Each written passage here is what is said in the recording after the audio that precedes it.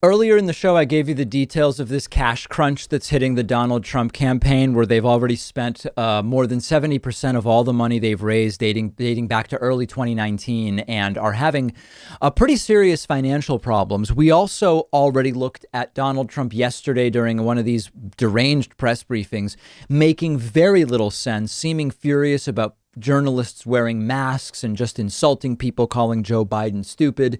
Trump also absolutely lost it on Twitter yesterday, tweeting and retweeting 70 times in one day. Now, as I've said before, most normal people with regular 40-hour-a-week jobs are too busy to tweet 70 times a day. I make it a point to try to connect with people on Twitter and to at least do a little bit of tweeting. And, I'm not that busy. I'm certainly not the president of the United States. And I'm rarely tweeting more than 3 or 4 times a day. And Donald Trump with 70 tweets and retweets yesterday. Take a look at some of the outrageous things that he tweeted, because the themes are important here. And there's actually a great website, TrumpTwitterArchive.com. It lets you look at tweets much more at a glance and look at trends and themes that we see. Now, earlier in the morning, Donald Trump retweeted a whole bunch of stuff about black violence and police being good, retweeting a bunch of things from the Always Action account.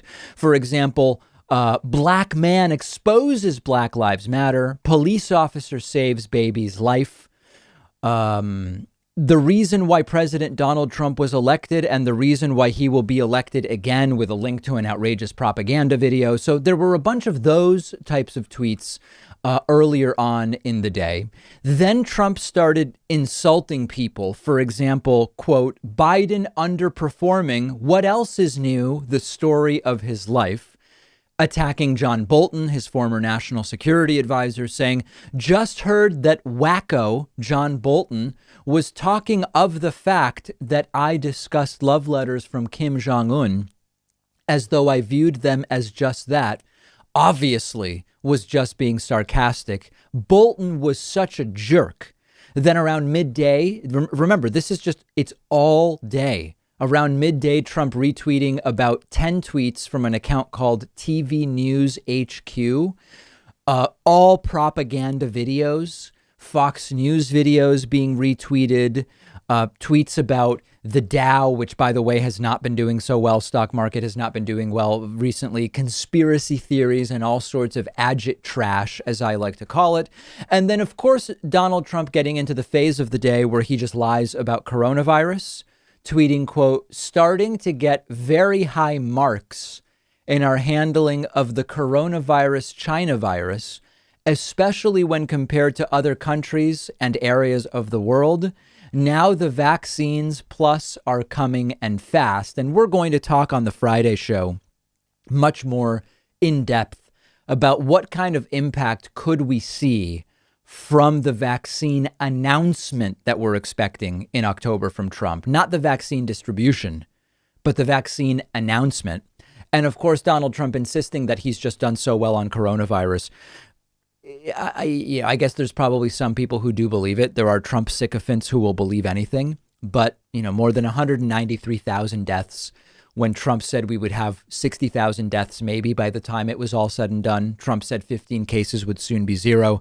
Now with 193, almost 194,000 deaths as of this moment, Donald Trump insisting that he's just done really, really great on coronavirus. And again, going all day. The tweet started at 7 a.m. Eastern yesterday. They ended around 9 p.m. all day, unless you... with the exception of when Trump was doing the press briefing yesterday afternoon, he's tweeting every hour. It is just tweets after tweets after tweets. This is not normal. This is not needed. This is not helping. This is worsening our relationships with our historical allies.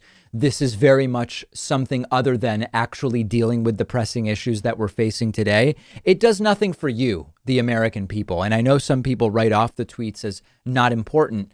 Donald Trump has chosen to communicate his perspective and his positions to the world, essentially, through Twitter.